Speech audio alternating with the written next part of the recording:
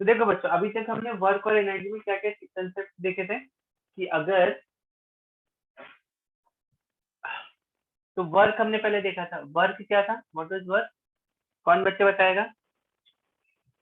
Work was force and force, displacement और displacement कैसा होना चाहिए? Displacement in the direction of force.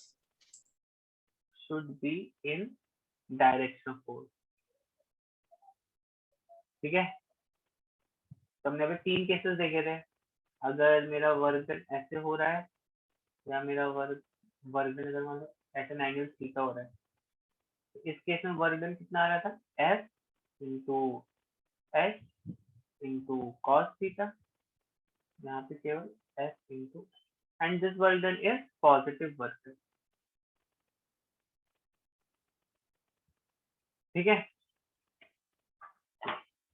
तो यहाँ पे अगर मैं थीटा को 90 कर देता हूँ तो कितना हो जाता है वर्क डन?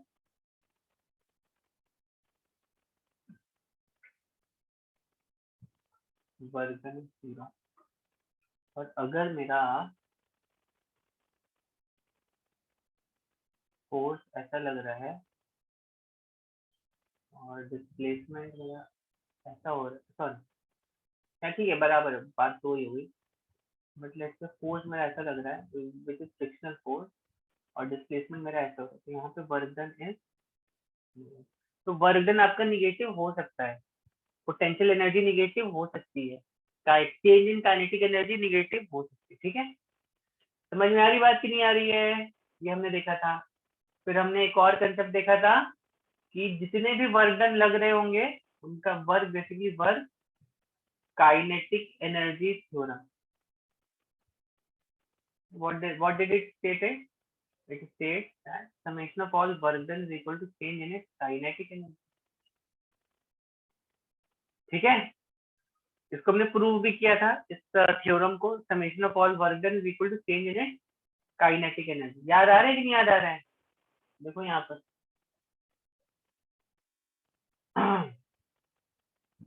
तो ये मैंने इसको यहाँ पे प्रूव किया था।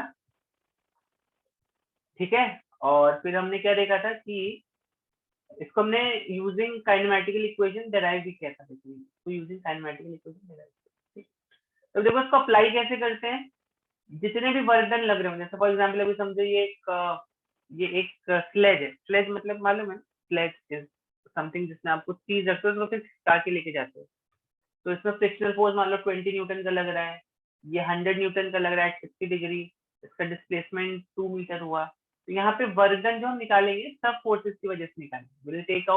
Will calculate work done because of all these forces. Correct, तो F1 की वजह से वर्क डन देखो कितना आ रहा है, 100 जूल्स आ रहा है। एफ एस कॉस थीटा निकाल लगा दो। नॉर्मल की वजह से वर्क डन देखो 0 हो गया। क्यों? क्योंकि ये परपेंडिकुलर है, फोर्स और डिस्प्लेसमेंट यहाँ पे परपेंडिकुलर। तो नॉर्मल का जो वर्क डन है वो 0 हो जाएगा, mg का वर्क डन जो वो भी 0 हो जाएगा।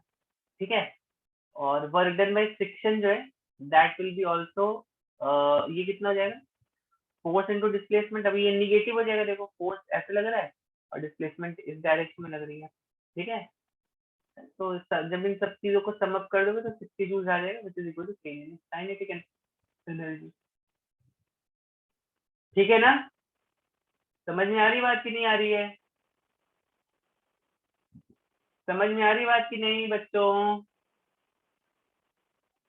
ओके, यदि हम लोगों ने सब कुछ प्रॉब्लम थी, फिर हम लोगों ने पोटेंशियल एनर्जी का कंसेप्ट देखा था। पोटेंशियल एनर्जी क्या था? What was potential energy? Energy possess due to position. ठीक है, करेक्ट है कि नहीं है बच्चों?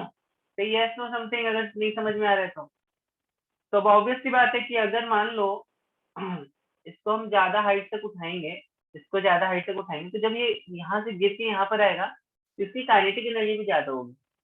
करेक्ट, मतलब क्या हुआ, जब ये ऑब्वियस सी बात है, जब ये जस्ट ग्राउंड को हिट करने वाला होगा तो इसकी काइनेटिक एनर्जी ज्यादा होगी as compare to this and as compare to this. तो इसकी काइनेटिक एनर्जी ज्यादा होगी, मतलब क्या हुआ, इसके पास ज्यादा एनर्जी है, इस ब्लॉक के, इस ऑब्जेक्ट के पास ज्यादा एनर्जी है, इसके पास ज्यादा, इसके पास इससे कम एनर्जी है, इसके पास सबसे कम है। और अगर आप किसी चीज को ग्राउंड पे रख दोगे तो उसकी एनर्जी, पोटेंशियल एनर्जी की बात कर रहा हूँ, तो ये एनर्जी इसके पास कुछ एनर्जी नहीं, इट्स लाइक जीरो।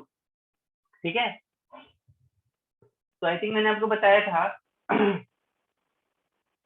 कि जितना इसको यहाँ से यहाँ तक जाने में जितना आप इसमें वर्क डन करते हो उतना ही इसमें पोटेंशियल एनर्जी स्टोर होती है। ठीक है, जितना आपके यहाँ से यहाँ तक आने में वर्क डन होता है उतना ही इसमें पोटेंशियल एनर्जी स्टोर हो जाती है बच्चों।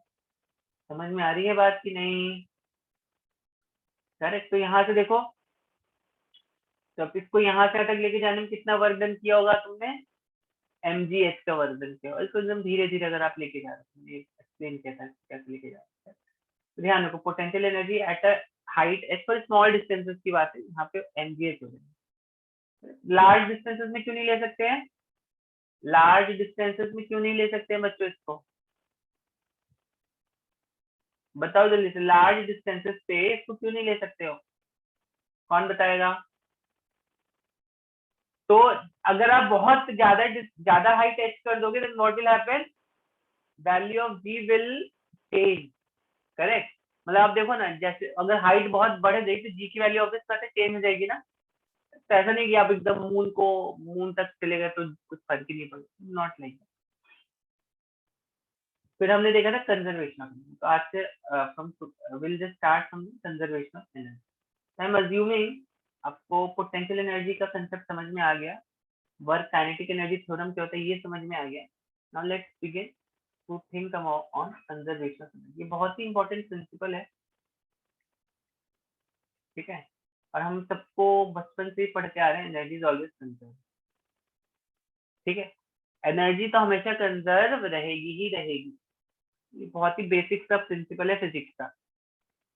चलिए तो देखते हैं। तो अब देखो, अभी हम कौन सी दो एनर्जीज के बारे में बात कर रहे हैं? पोटेंशियल एनर्जी और काइनेटिक एनर्जी।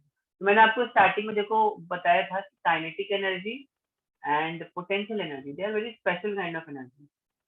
ये क्यों स्पेशल है? मतलब देखो, एनर्जी तो कई तरीके की होती है। इलेक्ट्रिकल एनर्जी हो सकती है आपकी, न्यूक्लियर एनर्जी हो सकती है, हीट एनर्जी हो सकती है ना। ऐसे कई तरह की एनर्जी आप लिस्ट आउट कर सकते हो।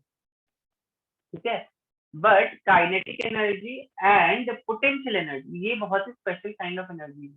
क्यों ये स्पेशल है? इनमें क्या इतना स्पेशल है? जब भी आप किसी चीज को ग्राउंड के ऊपर लेके जाते हो, ठीक है, तो सपोज आपने इसको यहाँ से यहाँ तक लेके गया, तो इसकी क्या हो गई? यहाँ से यहाँ पे इसके पास पोटेंशियल एनर्जी जीरो थी, और यहाँ पे इसके पास पोटेंशियल एनर्जी क्या हो गई? मैक्सिमम हो गई, जब आप इसको ऐसे यहाँ से यहाँ तक लेके। अब आपने इसको यहाँ पे ड्रॉप कर दिया। ठीक है, व्हेन यू ड्रॉप इट, तो अब देखो धीरे धीरे क्या होगा? इसकी भी काइनेटिक एनर्जी बढ़ रही है कि नहीं बढ़ रही? जब ये ग्राउंड की तरफ गिर रहा होगा ये ऑब्जेक्ट, जब ये ऑब्जेक्ट ग्राउंड की तरफ गिर रहा हो तो इसकी काइनेटिक एनर्जी बढ़ रहेगी। और जब ये जस्ट ग्राउंड को टच करने वाला होगा, वो टच नहीं किया है, टच करने वाला जब होगा, करेक्ट, तो इसकी काइनेटिक एनर्जी हो जाएगी मैक्सिमम। ठीक है, और ऑब्वियस की बात है, जब टच वच कर लेगा उसके बाद उसकी वेलोसिटी कोलिजन की वजह से जीरो हो जाएगी। इस तरह तो हम जो यहाँ पे वेलोसिटी की बात करते हैं, it is just before touching ground. बहुत से बच्चे कंफ्यूज हो जाते हैं कि ग्राउंड पे गिरने बाद तो काइनेटिक एनर्जी जीरो हो गई। तो हम कोलिजन के बाद की वेलोसिटी की बात नहीं कर रहे, just before collision, velocity just before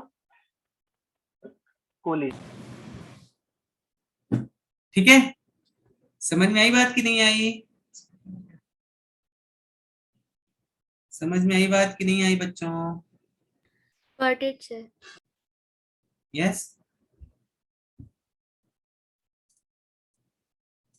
okay.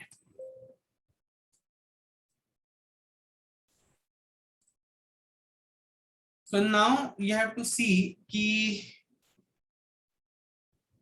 इस पॉइंट पे इसकी जितनी एनर्जी, अगर मान लो इस पॉइंट पे जितनी एनर्जी E1 थी उतनी एनर्जी इस पॉइंट पे रहेगी।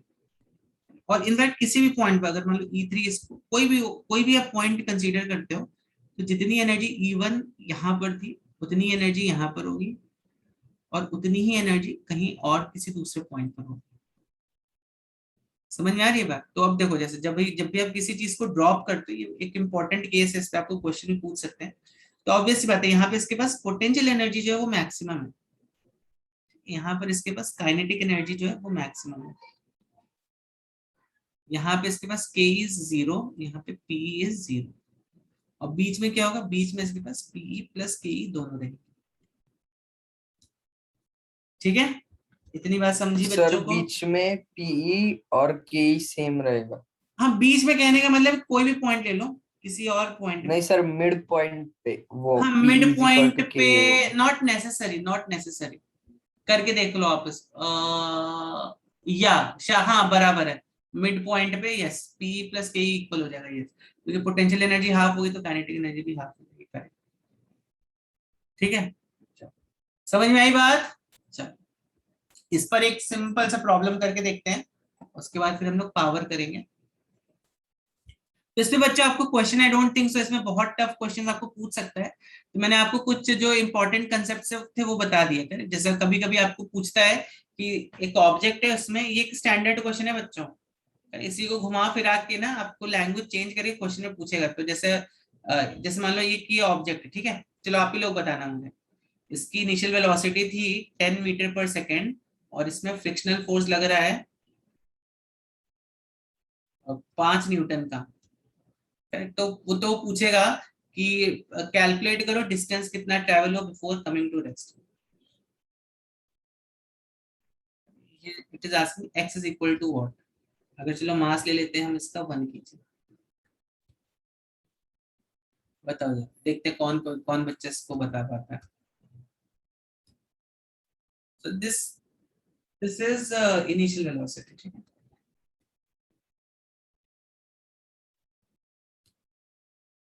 एकदम एक स्टैंडर्ड क्वेश्चन है, इसी में ना आपको घुमा फिरा के वो कुछ तो अलग ही पूछेगा आपको इसमें।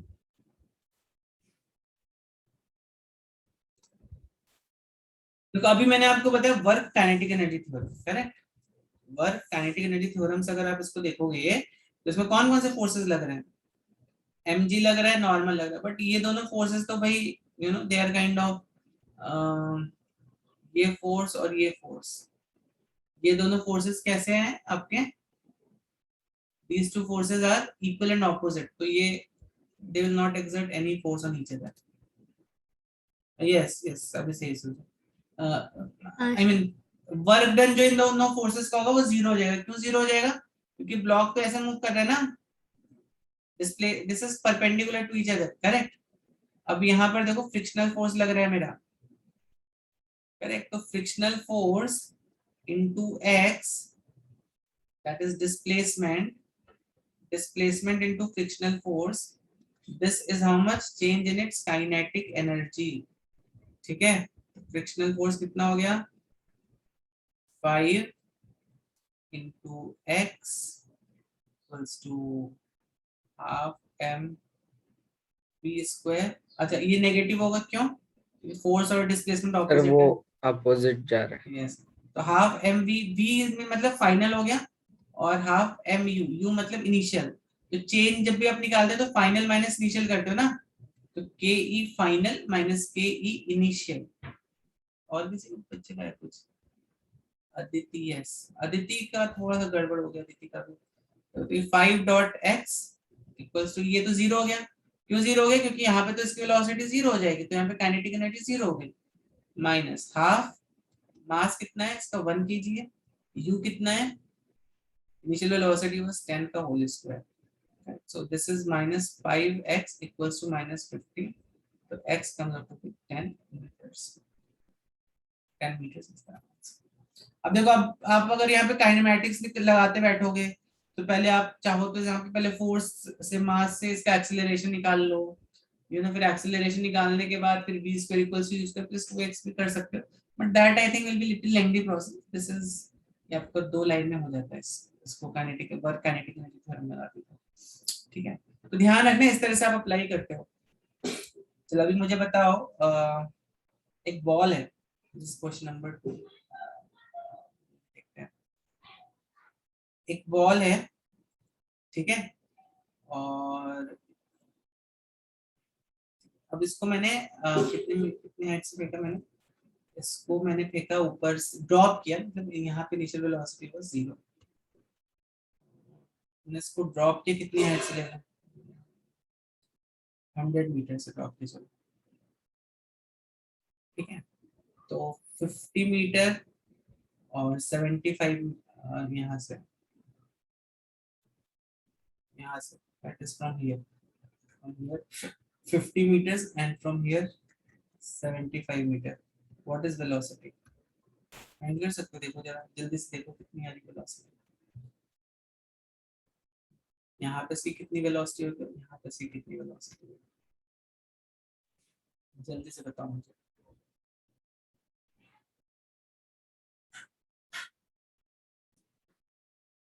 तो लेट्स से 50 मीटर पे कितना इसका 50 मीटर पे कितने इसका वेलोसिटी, ऊपर से 50 मीटर, ठीक है, ऊपर से 50 मतलब नीचे से भी कितना होगा 50 होगा ना, और ये 75 मतलब नीचे से 25 हो जाएगा, करेक्ट। तो अब ये यहाँ पे ये कितना डिस्टेंस है, हम जितने भी डिस्टेंसेस लेते हैं ना बच्चों, ग्राउंड से लेते हैं, हमेशा ध्यान रखना, जितने भी हमारे डिस्टेंसेस मेजर किए जाते हैं पोटेंशियल एनर्जी को फाइंड आउट करने के लिए, they are always taken from ground, correct. और ओके, तो पहले इनिशियली इतना था, अब ये यहाँ पर आ गए, मतलब ये 50 मीटर्स पर आ गए। सर वो 150 है ना हाइट? 150 लिए कि 100 है ना height, okay, I thought it's fine. ठीक है। तो अब देखो एनर्जी इस पॉइंट पे और एनर्जी इस पॉइंट पे, दोनों एनर्जी सेम होंगी कि नहीं होंगी, एनर्जी तो कंजर्व रहेगी ना। और मैंने आपको क्या बताया था कि पोटेंशियल और काइनेटिक बहुत ही स्पेशल एनर्जीज होती है। क्यों स्पेशल एनर्जीज होती हैं?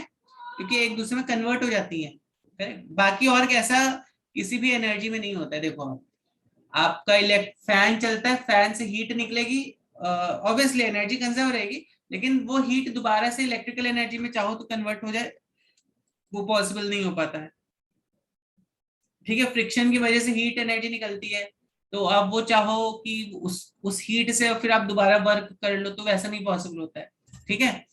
तो ये एक स्पेशल एनर्जीज है काइनेटिक एंड पोटेंशियल, इसीलिए इनको थोड़ा स्पेशल ट्रीटमेंट देते हैं, एक दूसरे के फॉर्म में कन्वर्ट हो जाती है, इंटर कन्वर्सिबल रहती है सब, ये दो एनर्जी स्पेशली ना।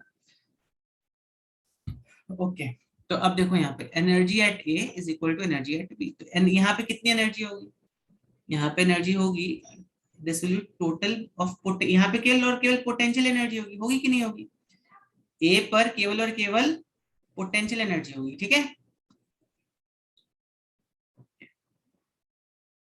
सो पोटेंशियल एनर्जी एट, चलो, और यहाँ पे क्या होगा, kinetic energy plus potential energy दोनों होगी, kinetic energy at B plus potential energy at B. यहाँ पे भी काइनेटिक एनर्जी आप लिख सकते हो, बट ये काइनेटिक एनर्जी ऑलमोस्ट जीरो होगी, ठीक है। देखिए अब चलिए, पोटेंशियल एनर्जी एट ए कितना आ गया, mg height of a, height of a कितना है 100 है। काइनेटिक एनर्जी एट बी कितनी होगी, फाइंड आउट करनी, half M B square. Potential energy at B कितनी होगी, mg h ऑफ बी, ठीक। तो अभी आप एक्चुअली देखोगे एम एम का एक्चुअली कैंसिल आउट हो रहा है, ठीक है, और G H A minus G H B, इसको एच ए पकड़ लेते हैं, इसको एच बी पकड़ लेते हैं, height equals to half V square. तो वी देखो कितना हो गया, 2g B square 2g H A minus H B into 10 into H A minus H B कितना, 100 माइनस 50, ठीक है, 20 इंटू 50 1000 मीटर 1000 इस थिंग, और v की वैल्यू कितनी आ जाएगी यहाँ पर 10 10 आ जाएगी, कितने 10 10। समझ में आई बात, समझी बात कि नहीं समझी सब बच्चों को, समझी बात कि नहीं समझी। अभी इसी तरह से जल्दी से मुझे बताओ 75 मीटर्स पर, अभी अभी अभी कैलकुलेट कर सकते हो 75 मीटर्स पर, अभी जल्दी से आप लोग खुद से कैलकुलेट करो और बताओ मुझे। तो केस ये है कि इनिशियली आपका ये 100 मीटर पे था, तो जब ये यहाँ से 7 मतलब यहाँ से कितना हो गया, ऑब्वियसली यहाँ से 25 हो गया, यहाँ से, तो यहाँ पे आपको वेलोसिटी फाइंड करनी, जल्दी से बताओ। यहाँ पे मासेस जो है कैंसिल आउट हो रहा है, तो मास का यहाँ पे कोई जरूरत आपको नहीं पड़ रही है।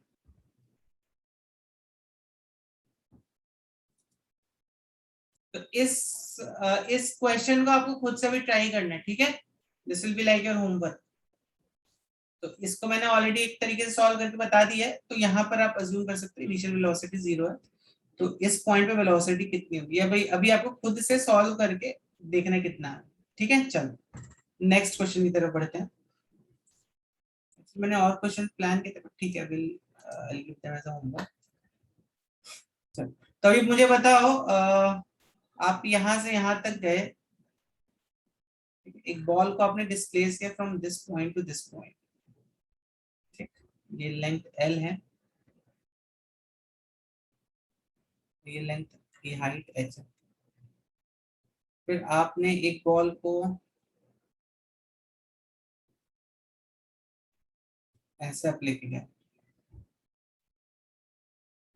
तो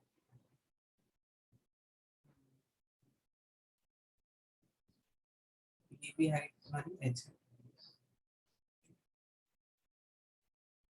तो ऑब्वियसली अगर आप इसको इस पूरे पाथ को L डैश देखते हो, तो L dash is greater than L, okay. और इस बॉल को सीधा सीधा आपने H हाइट तक ऐसे लेके गए। तो किस केस में work done by gravity is more, which case, लिख देता हूं यहाँ पे,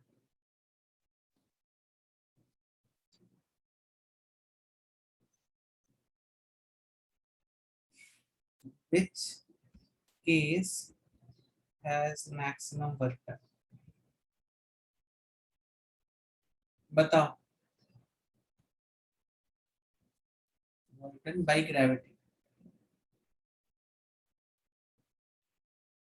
यस। सिंपल सा क्वेश्चन है, बता दो जल्दी से।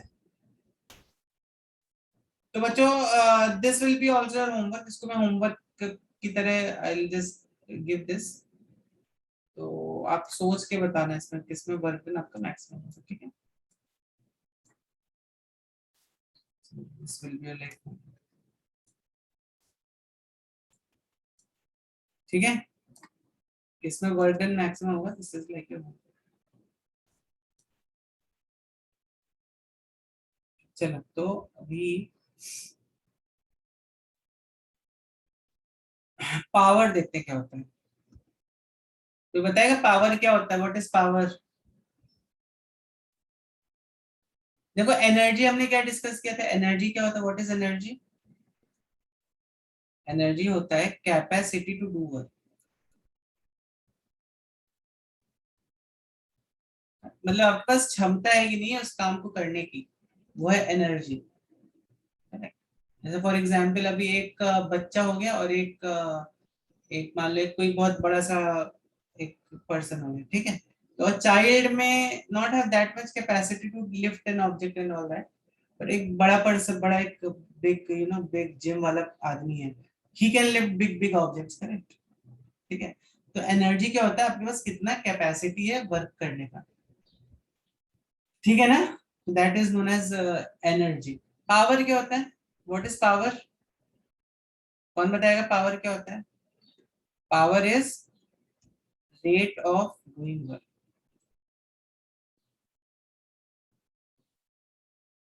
so power is rate of doing work, that is known as power। समझ में आ रही है बात कि नहीं आ रही है, ठीक है। So power is basically rate of doing work, किस रेट से आप वर्क कर रहे हो। अब हो सकता है दो पर्सन है, ठीक है, अब दोनों they spend equal amount of energy, लेकिन हो सकता है एक आदमी ने उस काम को 1 मिनट में कर दिया, दूसरे आदमी ने उसी काम को 5 मिनट में कर दिया, तो किसका rate of doing work fast है, इस वाले का। He can do work at a much greater rate, ठीक है।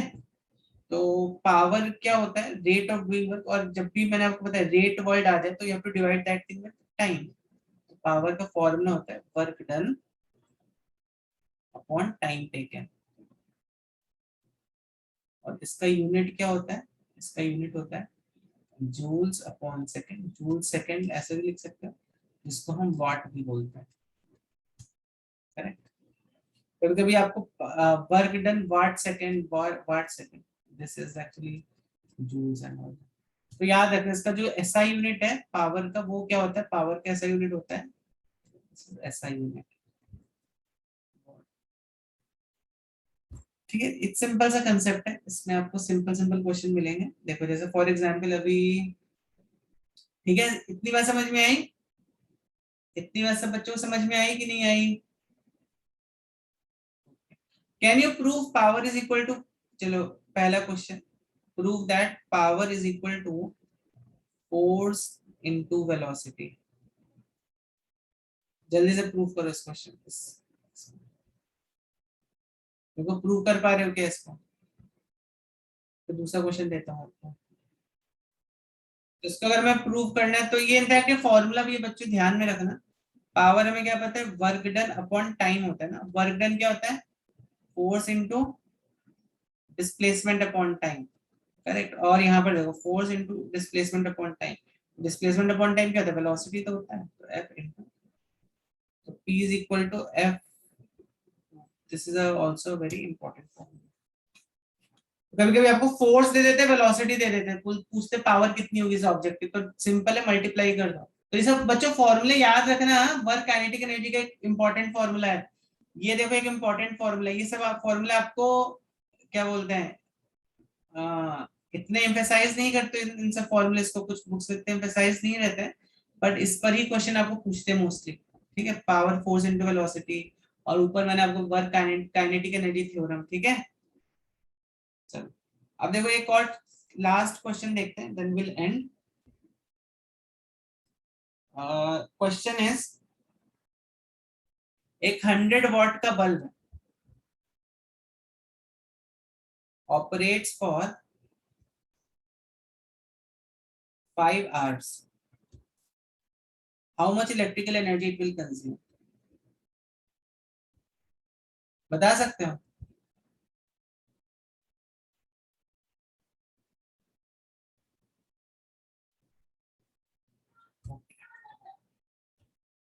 बताओ, can you think on this?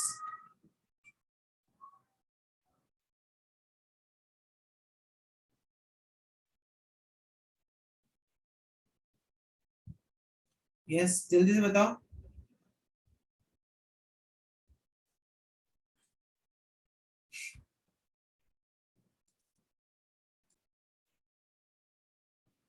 Let's solve this.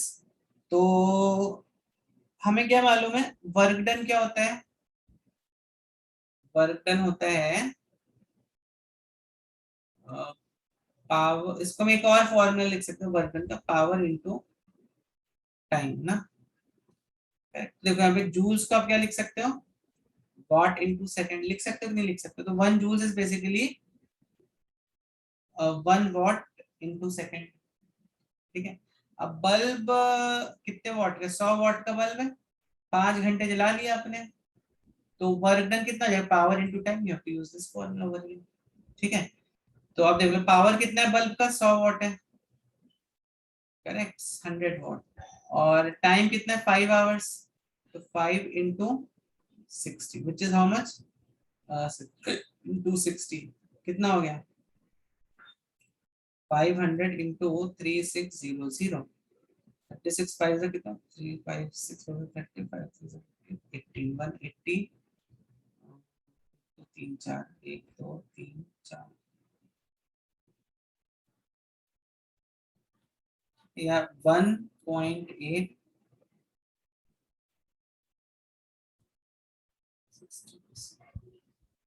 तो या आप इसको ऐसे लिख लो, या एक और देखो बच्चे, एक और यूनिट है वर्क डन की जिसको हम बोलते हैं kilowatt hour. This is commercial unit of power, या नॉट पावर बट एनर्जी। जब आपका इलेक्ट्रिसिटी बिल आता है ना, वो किलो वॉट आवर में उस एनर्जी को मेजर की जाती है। किलो वॉट आवर का मतलब क्या हो, यहाँ पे वॉट की जगह आप किलो वॉट लिख दो, और यहाँ पे टाइम की जगह आप आवर लिख दो। तो बेसिकली 1 किलो वॉट आवर देखो कितना होगा, 1 किलो वॉट में कितने कितने वॉट है, 1000 वॉट। 1 घंटे में कितने सेकंड है, 3600 सेकंड। 3.6 इंटू 1 2 3 4 5 6 4 5 6 ना, 10⁶.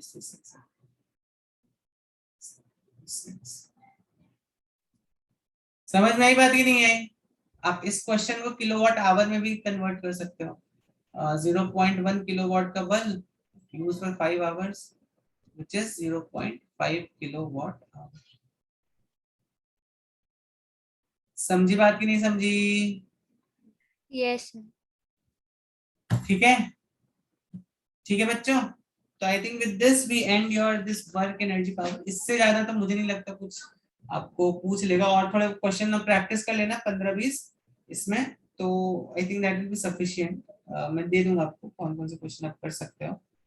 या सारे ही कर सकते हो आप. यहाँ पे थर्ड एक्सरसाइज से ऑलमोस्ट सारे क्वेश्चन आप कर सकते हो. ठीक है, तो ट्राई करना 1 to 33 क्वेश्चन सारे के सारे. ठीक है, ट्राई डूइंग देम. कुछ डाउट रहेगा तो देन आस्क मी. क्या या समझा नहीं आंसर बता रहे. तो चलो बच्चों, सो आई होप आपको समझ में आया होगा. यहाँ पर हम इस सेशन को एंड करते हैं. नेक्स्ट क्लास से will start with a new topic.